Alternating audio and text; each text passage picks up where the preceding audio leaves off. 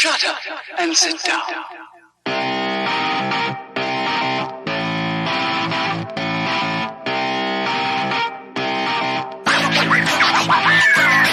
Hello, everybody. It is a brand new week. It's the dawn of a beautiful week here in this beautiful world. It is episode 205 of Third Shift. Matt is laughing. He's laughing for no real reason, folks. I'm telling you, it's been a fantastic week. No. It's a great world. No. I laugh because, peel back the curtain. We just ranted for half an hour. Maybe 40 minutes about how awful this week was. A show starts up and Eric goes, "Hey everybody, wow, welcome to Sunshine of Rainbow Land." Gosh darn you, That's Eric. right. Hey, that's what we do. Woohoo! That's part of the gimmick. It's part of the show. True. So, and I'm going to continue on with it. And I am one of your hosts, the light bearer, the light bringer. And that's my job, Matt. I bring the light. That's you know true. what? No matter That's how true. dark the room is, I'm going to bring that light. And we're going to make it through. And we're going to be all right. It's like you say, I'm a motivational speaker too. That's right. Y'all need to pay me. You know what I'm saying? People need to just send me that cash. Bling, bling, bling, bling. And with me today is the inglorious bastard himself, Mr. Matt. And today we're going to put together a little show for you. We're going to have a little bit of fun. And we're going to get through this beautiful, wonderful week by saying how your week was. Matt, how was your week? Well, you know how my week was, but what the people don't know is that, well, you should have, because you should have followed me at twitter.com/therealdocfunky. You would know I was quarantined for 2 days because of a COVID thing. So I sat there all days playing Ghost of Tsushima, just having a great time, killing people, shooting my bow, stabbing people with my knife, hacking them up with my sword, running through the glorious landscape, finding cool things, exploring, having just a wonderful time in ancient Japan because the real world sucks. Another place that I have fun times in is Animal Crossing New Horizons. I go to a secluded island with all my best animal friends, and I hang out, and everything's bright and colorful and cheery, and everybody loves me, and they go, "Wow, man, it's so great to see you today," just like no person that I ever have known in my entire life. Animal Crossing, Ghost of Tsushima, and then I've been playing this cool game, guys. It's called Fall Guys, Ultimate Knockout. I'm going to tell you more about it later in the episode. So, Eric, my good friend, how was your week? Well, as you said, this week was crazy, chaotic bananas. But you know what? It doesn't matter because the end of the week draws near. Video games have been played and will be played. Camping trips await me next week, all next week, everybody. I'll be in the great Grand Haven, living the Grand Haven life. What's that mean for next week's episode? Who knows? Who knows? I know. I won't be around. I know. But, hey, that doesn't matter because this last week we did play some games. Like Matt was saying, I also was playing Ghost of Tsushima, whole bunch of that. Loving it, in love with it, always will be. It's a fascinating, great game. I got way more to do in it. I feel like it's the gift that keeps on giving. And I just want to give a shout out to, Yuna. You're awesome. I'm sad that our quest together is over. I hope there's some more that I don't know about yet, like including the main story, which I'm assuming there is, since she's going to help me, of course, get to the end of it, I assume. So hopefully there is. We'll see. And, of course, was playing some World of Warcraft, getting in there, leveling up, having a good time, popping on the Discord with the families and friends. Still, it's just incredible to me how hard it is to get anybody to get on it at the same time to do anything anymore. Yeah. It used to be something you just did. It was like a natural thing. Everybody was always there. Everybody was always on. Now I'm like, hey, do you think you'll be on? I don't know. Well, I think you'll be on. I don't know. Nobody's on. Oh, gee. Well, surprise, surprise. It didn't work out like it ever does. Uh-huh. So we've been doing a little bit of that, but me and the father-in-law have definitely been, grinding, having some good times here and there, popping out for a bit. And that's about it. That's my week. That's what I've done. That's where I'm at in this world. That's what you did this week, but coming up through next week and whenever you can actually get internet for your PS4, you're going to be playing with me. We're going to be playing Fall Guys, Ultimate Knockout. I teased it earlier in the episode. It came out this week, the 4th of August, for PC and PS4. So you can find it on the Steam. You can find it on the PSN. And if you got PS Plus, you get it for free this month. It's free. It came out for free. I can't explain how awesome that is because I've been looking forward to this game for a long time. If you've been listening to the show forever, I think it was like the past E3 when E3 actually happened. They teased Fall Guys and I went, that's a game I'm going to play. And basically what this is, I would almost say it's a battle royale style game, but the premise of the game, it's basically an obstacle course TV show. Think of something, American style like Wipeout or the new Cannonball show. The closest correlation is Takeshi's Castle, which you might remember from Most Extreme Elimination Challenge on Spike TV way back in the day. But 60 players or less, depending on how many are in your server, you're going up against big obstacle courses. It's framed around like a show. You're on this show, you're going to play a show, and then each event is an obstacle course of a different sort. So you're running through, there's ones with little spinny bars you got to jump over or they knock you off the side. There's ones with like moving walls. There's gates that come up and down. You're standing on tiles and it shows you this one's an apple and this one's a banana. And then there's screens around that tick down a timer. And then it says, hey, banana. So you got to be on the banana tiles because everything else disappears. It's simple stuff. It's easy stuff. Anybody can pick up and play Fall Guys Ultimate Knockout. And it's just a lot of fun. It's silly, dumb, goofy fun. The only issue that I have with it is, you're playing like these little jelly bean men, so it's not like exact platforming or anything, and everybody has collision physics with everyone else. So you could be doing great, but if you're in a big wad of like 20 dudes and they're all falling over themselves, your little dude's going to start tripping and stumbling and fumbling and bumbling. So sometimes it can be a little irritating, but it's still such silly fun that even when I lose, and if only 20 people can qualify for this event and I don't make the top 20, it's not a big deal because I had fun. I ran around. I did some jumping. I watched these dudes get knocked off into oblivion like crazy fools.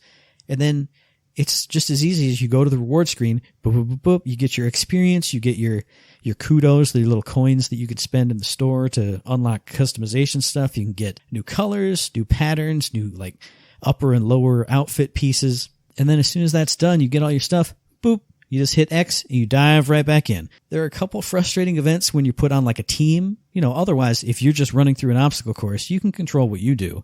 But there's games like Fall Ball, which is essentially Rocket League or Lucio Ball with teams of these little jelly bean men. So if your team sucks, it's a little frustrating. But again, you lose, you start back over. It's nice and fast and easy. Whenever I do get frustrated, I hit X to jump back in again, and then I'm having fun the next time. And then boom, just today as we're recording this, I got my first victory.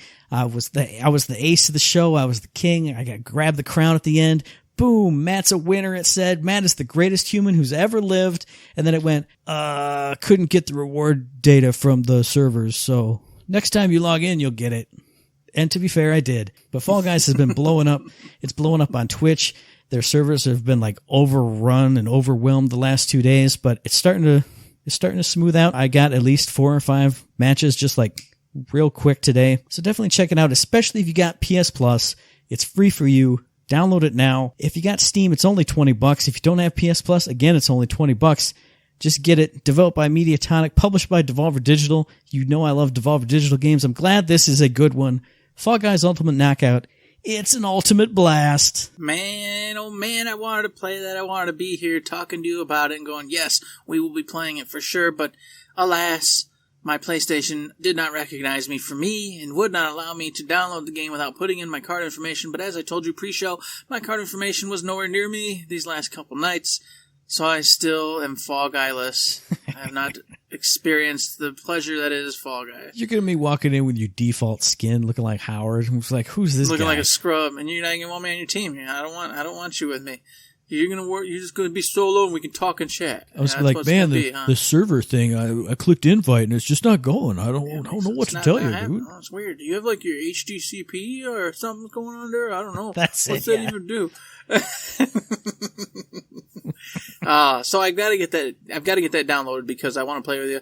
We don't leave till Monday for camping, so I'm home this weekend. So if we get a chance, we can do some Fall Guys. Mm-hmm. So, and on top of that, Overwatch is having its beach mode thing going on, so it's a double whammy of fun. Yeah, there's a lot of good things happening in this world right now. I got to get the Farah life. Wasn't that life awesome? Giver skin? Yeah. What is it? Lifeguard skin.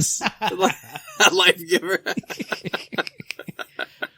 Oh man, yes, those looked awesome, and I can't wait to try to get lucky and get one of those too. So, anyways, that's for us. That's for not the show. For the show, I've got a little game that if you rewind time, you might have heard me talk about maybe once, maybe twice, maybe 1,000 times. I don't know. Could be any of those things. It's Horizon Zero Dawn, but it's the complete edition that's on Steam. Yes, folks, it has finally, after years, been released as of now on Steam. You can go pick it up. Of course, being that it's on PC, you can up the graphics to the tippity-top shape that they can possibly be in. You're going to play as Aloy inside this post-apocalyptic world in which robot dinosaurs roam around. Why do they roam around? Well, that's something you're going to find out when you play as Aloy, exploring this beautiful, lush world. They've all gone primitive, except it's like a primitive, not primitive.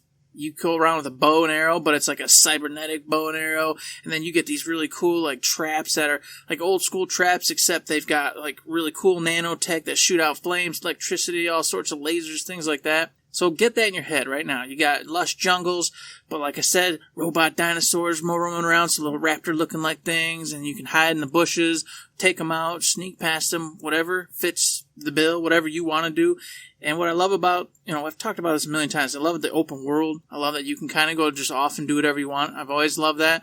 But it's linear enough to where you're always focused. There's always the main track. You as Aloy, third-person character, beautifully animated, awesome job with everything. The music, the voices, all that good stuff. It's all there. You take a trek, you do what you want to do, or you follow the story verbatim. The whole time you're getting skill trees, you're getting unlocks, you're getting all this stuff, the different weapons. Like I said, you get the bow, you'll get like this blaster, you get the little the different traps, like the wire traps, you get the little claymore, like landmine traps, all sorts of stuff to choose from, so you can kind of build and do what you want or what you see fit. You get your fast bows, your slow bows, the big power stuff, and the enemies, which I've talked about ad nauseum before, are really cool because they've all got like weak spots, weak points, weak, habits, things they're going to do that if you watch them from the grass for a little bit, you can kind of pick up where you're going to be able to hit them at.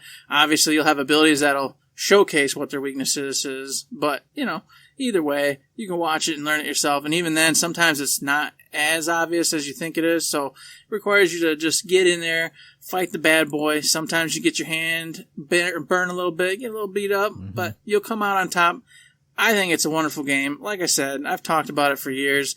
I'm super happy that it's coming to the PC finally, because this gives me hope that more games kind of will in the future come to PC. Yeah. Since I'm not going to be able to own all the different platforms this coming one up, and then that'll give me the chance to play some of these titles that otherwise I would have never got a chance to play. So if you love that open world, third person kind of character crap where you're in the frickin' future, except it's all in the primitive stuff, and then bad guys are like, oh, you gotta do things, robots going all crazy. Hey, this might be something you might want to check out. Just saying. I definitely echo your recommendation, even though I haven't played nearly as much as you. But when I was playing this before Ghost came out, having a lot of fun with it.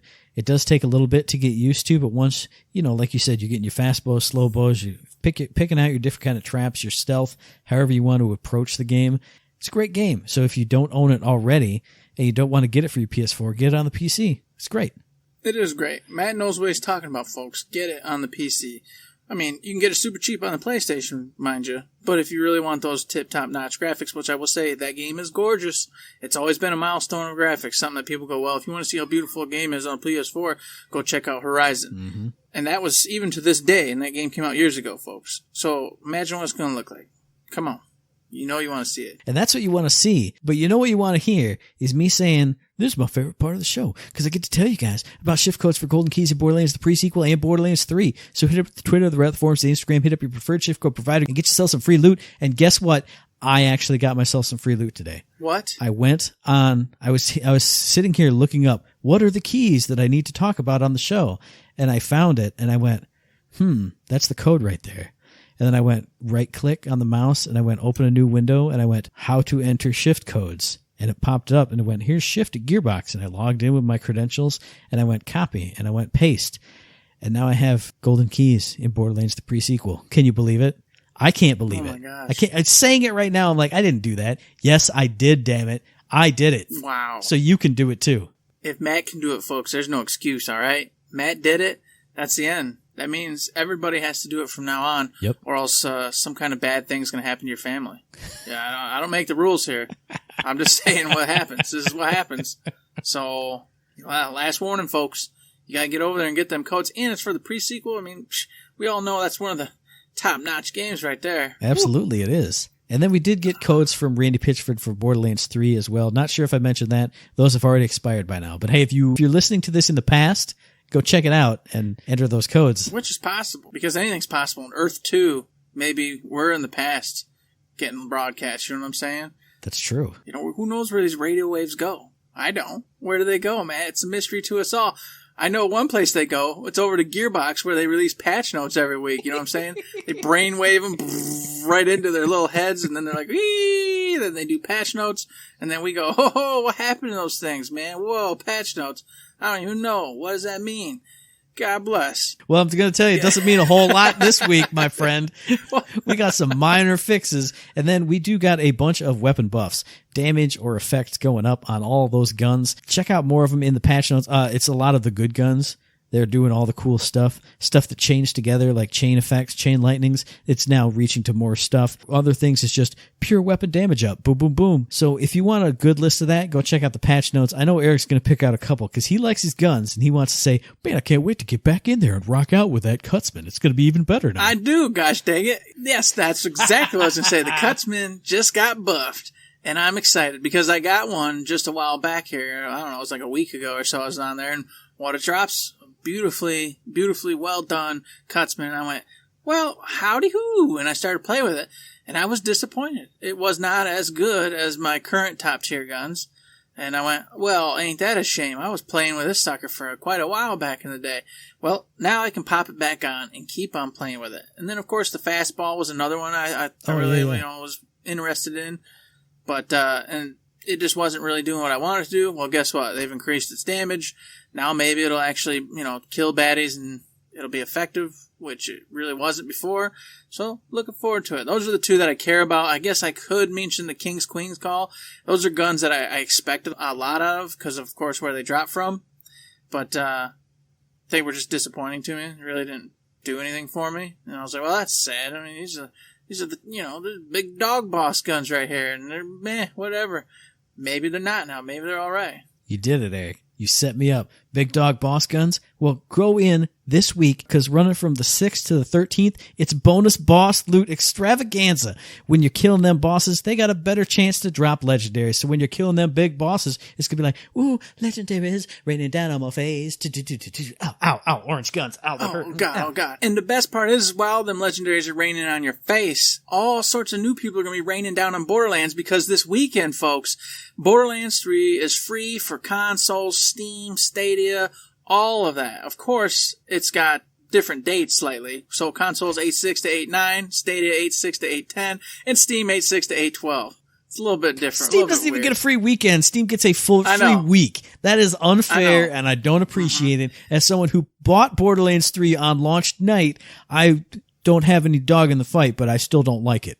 Well, guess what? You have a copy on Steam, so you can, in theory, take advantage of that. That's true. I could start a new character and start rolling through it again. See? Yeah. Exactly. You could do that. I don't have Stadia, but I got the consoles and Steam covered, so I get all that free time, except for I own it, and it doesn't matter, like you said. You know what? If I didn't, wow, golly gee, what's to stop me from getting on in here and checking Borderlands 3 out? In fact, folks, to be honest with you, if you played for a week straight hardcore, you could beat the whole game. Yeah, definitely. So, Gearbox is giving you a chance basically to play and beat their game for free. That's actually a really good point. I didn't even think about that. It's insane. It's pretty cool. And I gotta say, is this like the first or is it the second free weekend that Borderlands 3 has had? Because I feel like it's the first, but maybe I missed one before. No, I could have swore they've done one before. You can't quote me on that, but I feel in my bones like we've talked about one other free event. As soon as I thought in my head, hey, it's the perfect time for them to do their first free weekend, I went,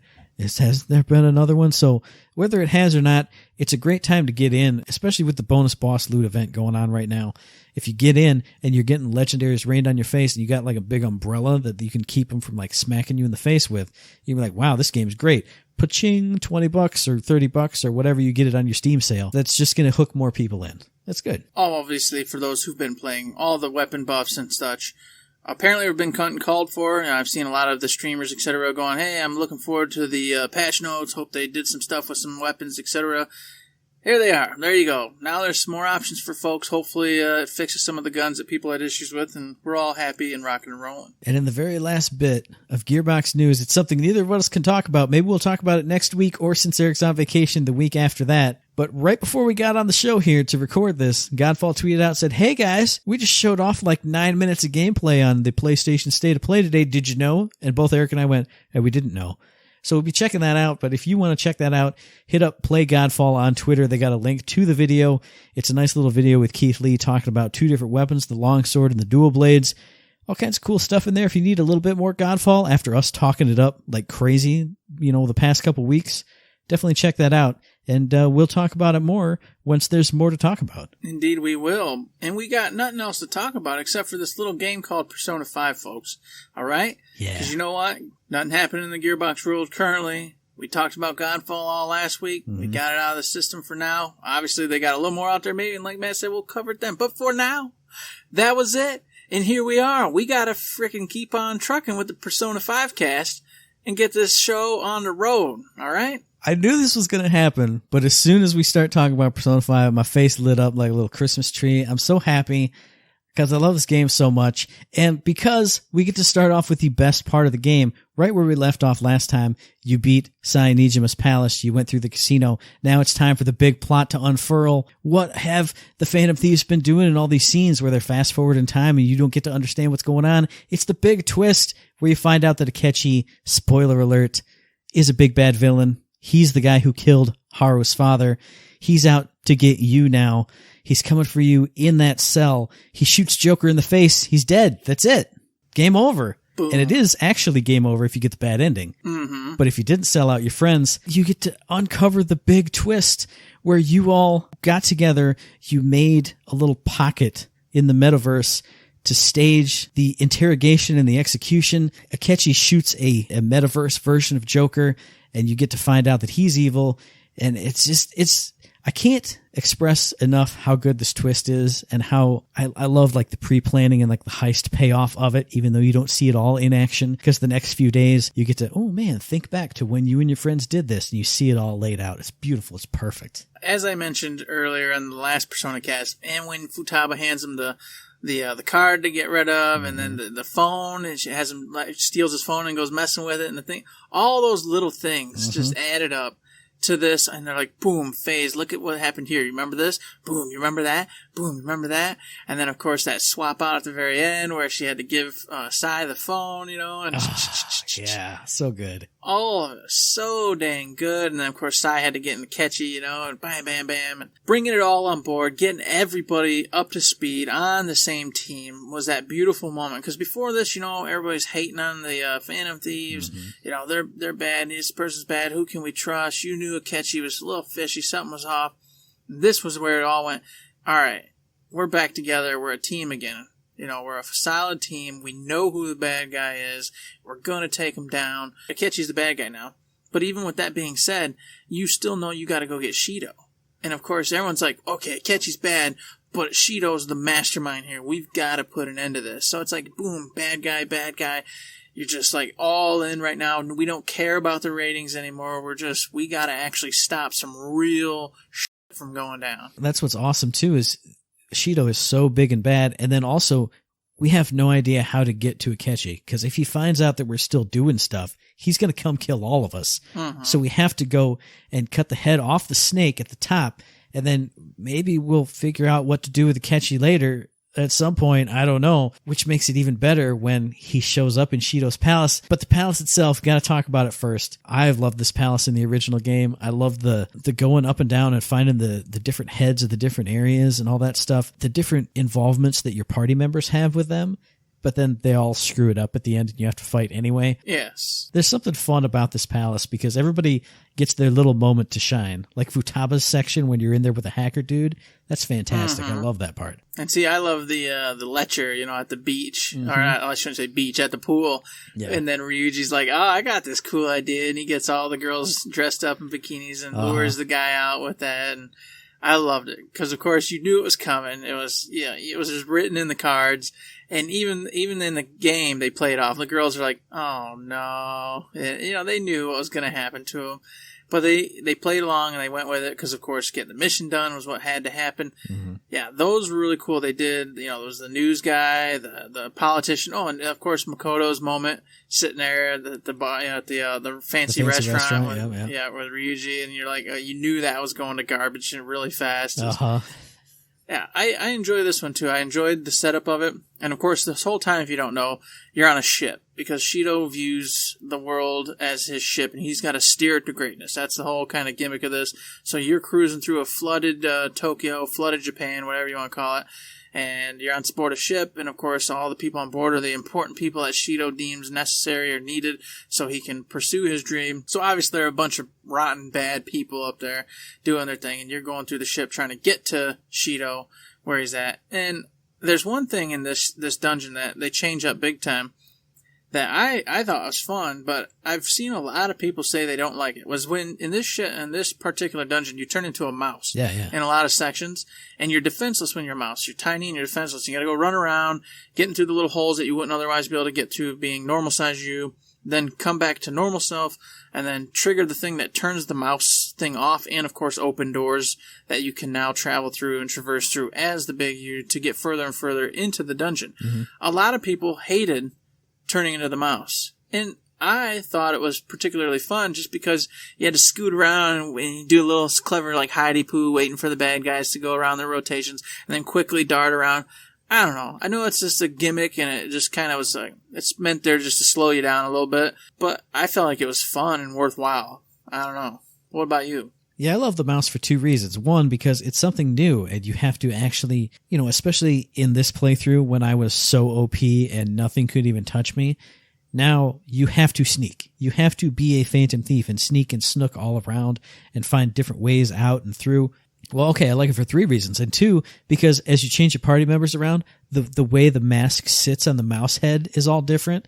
It's like, one will have it like off to the side, one will have it way back. Just the way it changes, the way that people look is fun. And then for three, I didn't remember the cheeses being in there in the original game. Maybe I just totally forgot about it. I think they were. Okay. But I'm not 100% certain. I feel like they were, but I can't really remember.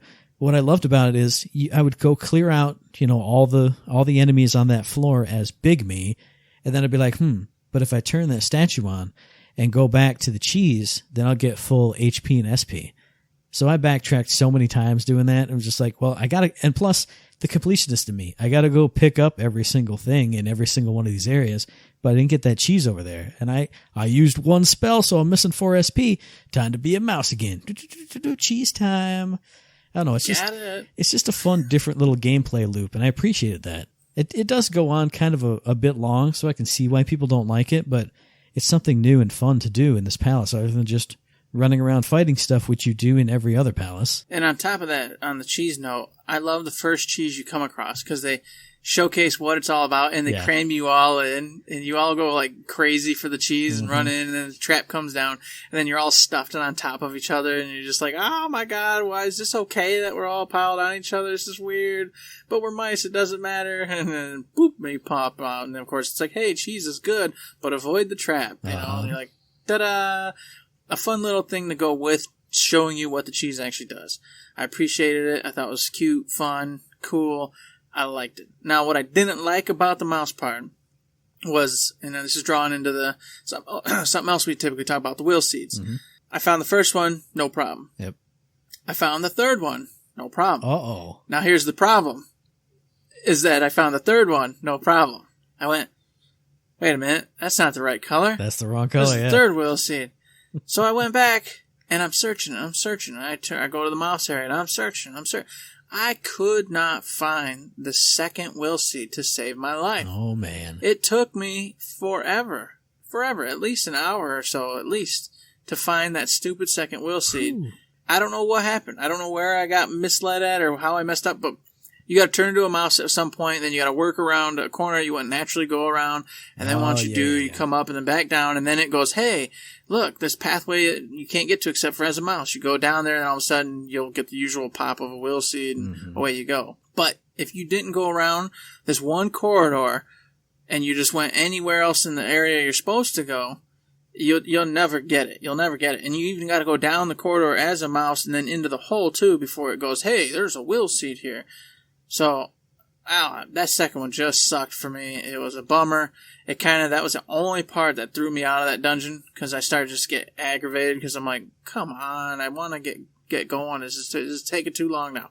I had fun. This was it. I'm supposed to be done. Now, see, I totally thought I was going to miss the second will seed because there's that one area where you come out and it's like, one of the big open rooms and there's like the couple grappling hook points up to the top. Mm-hmm. That's where I thought it was, yeah. Yeah, when you're on the balconies, you can look over and there's another one over there and then like another one that looks like it's linked to it. And I spent like 5 minutes trying to get to those because I thought that's where it was.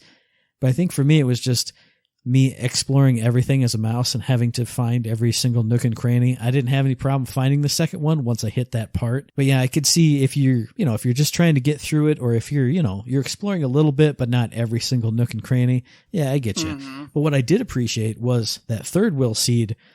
It was off in a corner, which, I mean, obviously you and I are going to find it. We're going to go everywhere. Oh, there's a jump prompt. I'm going to jump up here and go up and do that thing. Mm-hmm. But it's in a corner where you don't need to go. It's next to that elevator that doesn't work. Like if you go to those doors there, they go, I guess this is for no reason. So, and then it's just around the corner from that. But if you just run up there and run straight to those and then run right out, I can see people missing that. So I kind of appreciated that, you have to do the extra jumps and go all the way up to this area that's used for absolutely nothing else. There's no other reason to be there, which again, with the slow buildup of the will seeds, this one's got a little bit of a puzzle. This one's a little bit hidden. This one, there's no reason to go up there except for that. I appreciated that. On that topic, that little area in particular, this is another reason why this dungeon really is cool to me. It's because it has not only the mouse sections where you turn the mouse and have a good time, or if you like that area, it's got your typical sessions with you running around your characters, avoiding bad guys, or if you're us, just smashing them in the face and killing them immediately. But then it's also got those cool, nice little side camera view spots. Yeah. And that one spot's in particular where it's like it pans out to the side of the ship and you're no longer just like controlling all over. You're just kind of side-scrolling around for a little bit. And I just liked how the camera kind of changed and how the dynamics of how you're moving and traversing and doing stuff changed several times in this dungeon. I appreciated that. It was kind of a good change-up, kept things fresh for me. It's definitely a lot of fun. Yeah, 100% agree with that. I like that anytime that they did that, because you get little hints of that in some of the earlier dungeons, like Kamoshida's Palace. I think when you're running around the outside, when you can grappling hook all the way up that side of the building, you get a little bit of 2D platforming such as it is. So it's nice to see it come back here. Nice to see some variety in there because you're so used to doing palaces at this point. So anytime they can throw a monkey wrench in with, the key cards and all that other stuff, I appreciate that. And then the biggest monkey wrench of all, you're used to just, you run through your palace, you encounter the shadow, you give him the calling card, and you fight the boss. Nope. Here, you got bosses all over because all the Shido's handpicked people are little mini bosses. And then you basically have a 2 to almost like 2.5 to 3 boss rush. It's like a 2.5 to 3 boss rush at the very end there because we get up to the point where you've done all the things. You've got to get rid of this one dude. His name's the Cleaner. He's like a Yakuza boss, dude. I love the guy. I love him. He took his shirt off. He was like, make me up a tattoo. And I was like, this is it. Shirtless fist fight. Hell yeah. He does all of it. He does all that stuff. And of course you encounter him throughout and he keeps throwing baddies, henchies at you and taking off. Well, this time you have to actually fight him. And he's like, all right. And as Matt said, he's like, oh, I want you to do a tattoo of me if you're such a famous artist, And of course you're like, nah, bro, it's not going to happen. I ain't drawing a tattoo. You're a crazy person. So you're like, well, we'll fight then. Yippee skoo. And you're like, all right, typical. Here we go. A little section fight. You fight him, and he's not the easiest of them either. This guy's, he's pretty tough. I mean, he wasn't tough for me, but for your normal player, he's going to be tough. Yeah. So you beat him. Surprise, folks. You think that's over? You start walking, and all of a sudden, here we go into a whole other cutscene. The Ketchy comes swooping down. Here he is. The guy we were hoping to avoid because we didn't know if we were going to be able to take him, and we had to focus on Shido. He's here, and he's ready to do some damage. He talks trash, he does his typical spiel. It's really fun. It's interactive. You go back and forth. Ultimately, you fight. And it's a full-on boss battle. Oh, yeah. And not only just like your regular boss battle, it's multiple phases. So it ain't just like, oh, hey, you hurt me, and then I'm going to fly away and we'll deal again later. No, we're dealing with this now. Yeah. What'd you think of this one? I love this whole encounter, this whole 2.5 to 3 boss fight rush, because not only because it gives you no opportunity to save, no clue that it's coming, you beat the cleaner and like, all right, we need to go here. And you've seen the door already where you need to run to. You just start running, then whoop, like you said, giant cutscenes, big boss fights. I mean, it's a change of pace there. It's a monkey wrench. Boom. It's different from how you've been doing things so far, but it reminds me of my halcyon days of playing it in the first Persona 5 when I was working midnights and I started this boss rush at like 10:30 and I beat the first boss. I'm like, it's time to go and save. And I ran, and then the cutscenes and then the 2 boss fights. And I went, oh my God. And I texted, I think I might be late for work tonight because I'm not going to just leave my PS4 on the whole time.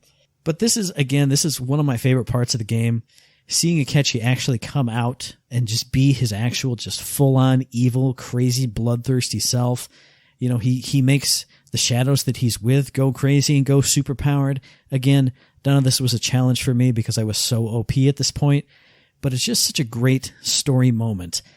And then the aftermath and the way it works in your social link with Akechi in the Royal version, so good. What do you think about it? I'm in agreement. When Loki comes out and Akechi just goes full on crazy, that was just beautiful. That's what I wanted. That's what I wanted Akechi to be all the time. Just that crazy persona, but smart as all hell.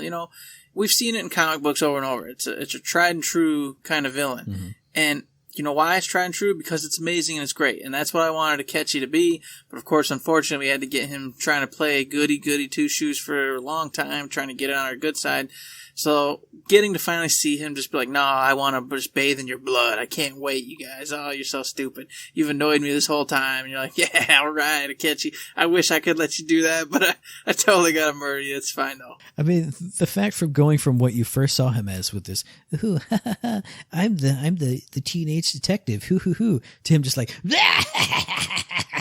it's so good. Just hearing that voice actor just go totally nuts with it. Oh, it's just a beautiful, chef's kiss. Mm-hmm. It really was. And it was a good boss fight. Like I said, and like you said, we were both really OP. Mm-hmm. So smoked through them. But the cutscene after of the dynamic between him and his real him and then the fake him that Shido sees him as. Oh man, I didn't, the first one, I didn't see that coming. That was super cool. I was like, oh, that's so freaking cool. Then they go duke it out head to head, and the real Akechi, the crazy one who is trying to kill you, finally goes, hey, you know what? You beat me. Well, maybe in our world we could have actually been friends or at least acquaintances. Y'all go do what you gotta do and take revenge for me. So, of course, he, slams the door down. You hear a gunshot, and that's all you ever hear. And then Futaba goes, hey, his lifeline, his little meter thing's gone. He's not here anymore. And then you're like, okay, Akechi's dead. It's over. And it's that perfect tried and true storyline. You beat the big bad. He kind of realizes that you're superior to him. And then whatever it is he's protecting the actual heroes from, his last sacrifice is to shut himself in with the thing, whether it's something that's going to blow up, some kind of big demon thing, whatever. He sacrifices himself for the team because they're the ones who are in the right. They're going to go on and fight for great justice and all that stuff. It's tried and true, but it works. Even this time when I was like, nah, screw Akechi, we hate him. There were those moments. And the moment of, like I talked about with the social link, if you progress with him, he starts an actual real rivalry with Joker in the real world. He throws his glove at you, like, as an old dueling sign. Like, we're going to throw down again one of these days. And so you get that moment of just holding on to the glove on the other side of the door, and you're like, no, dude, we still got to finish this. And that carries on into the true ending, obviously.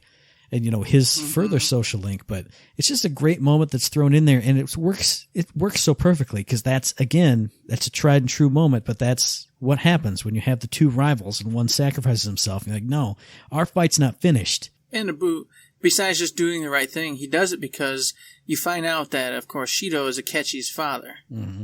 So, at the end of the day, even though he lost by letting the Phantom Thieves go and succeed, they're on their way to go knock Shido out anyway, so it was a win-win. He's doing the right thing because he did lose to the more powerful, his rival, etc.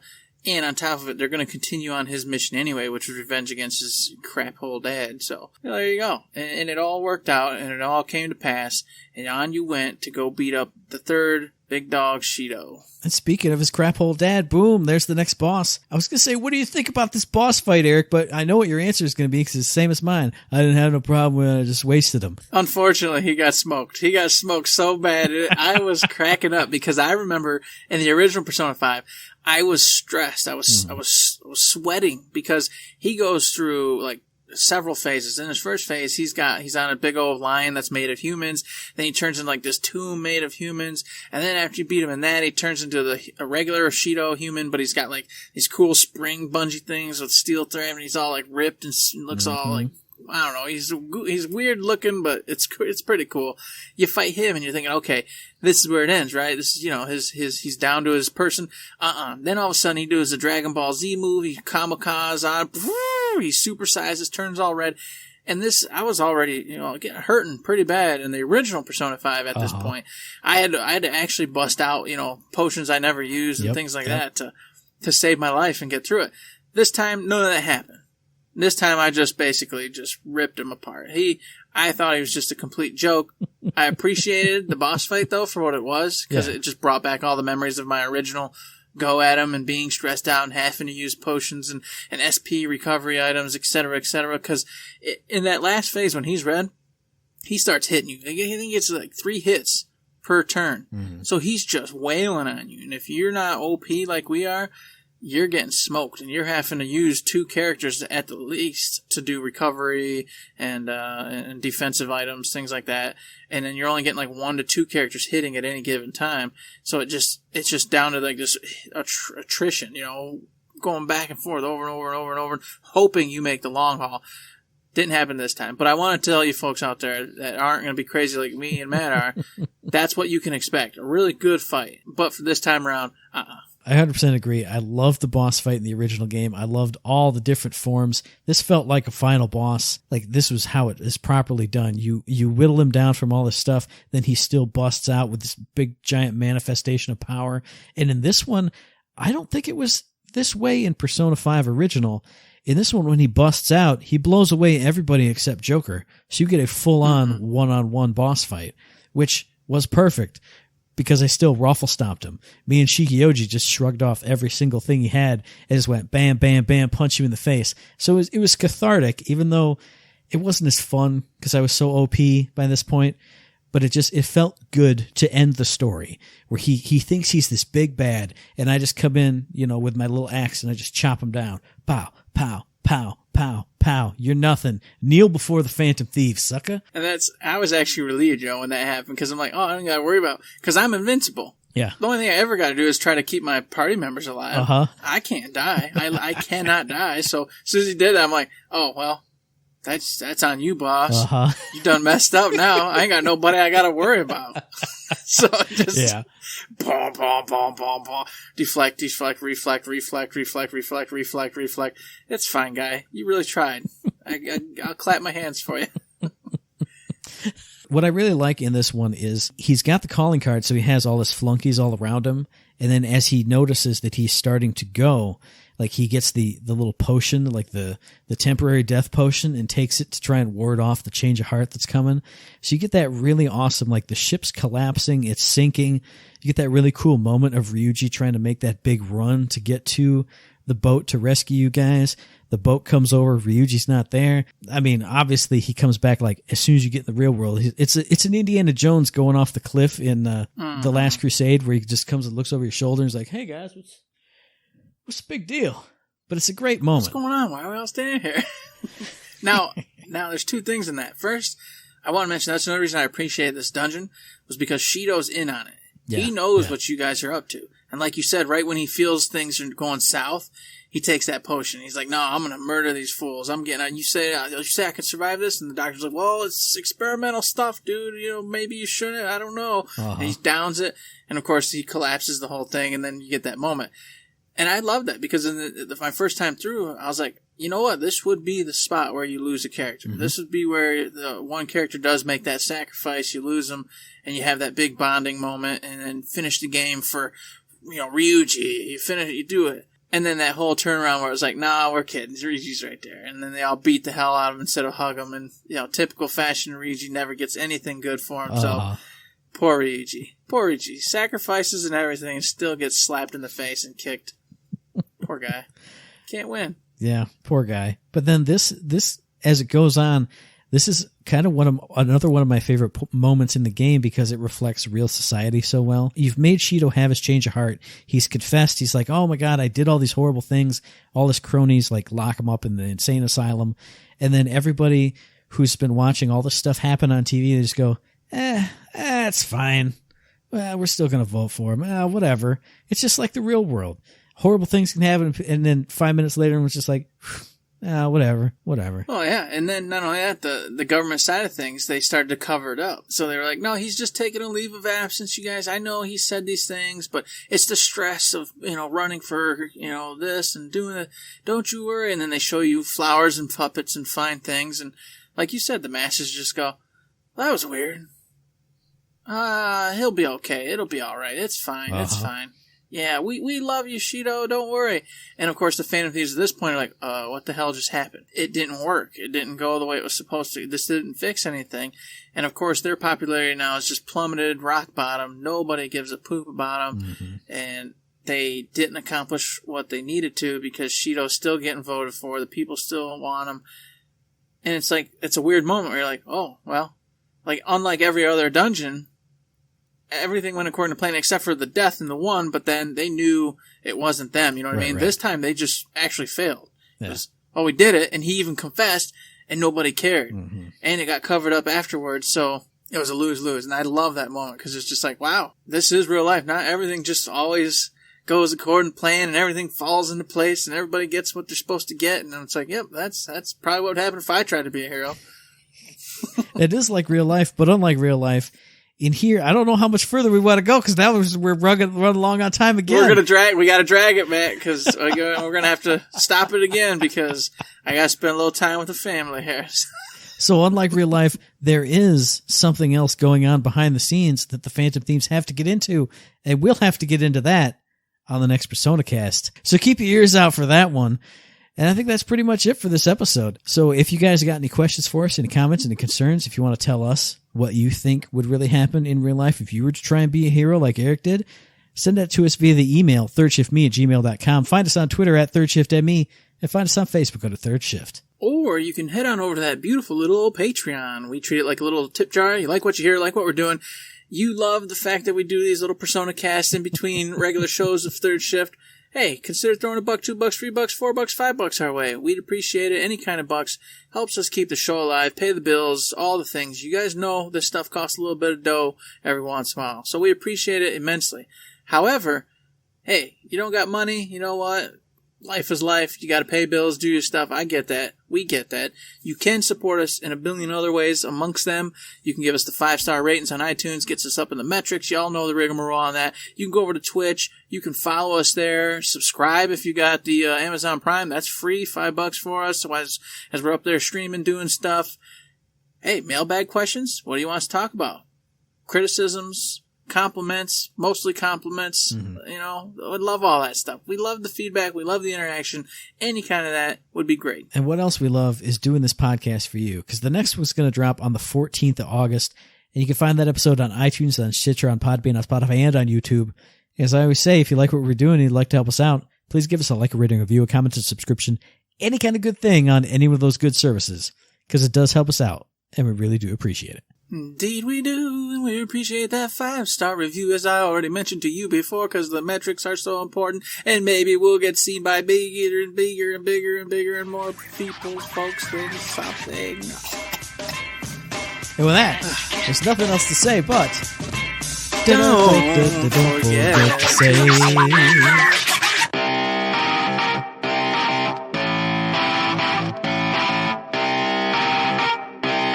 Shut up and sit down.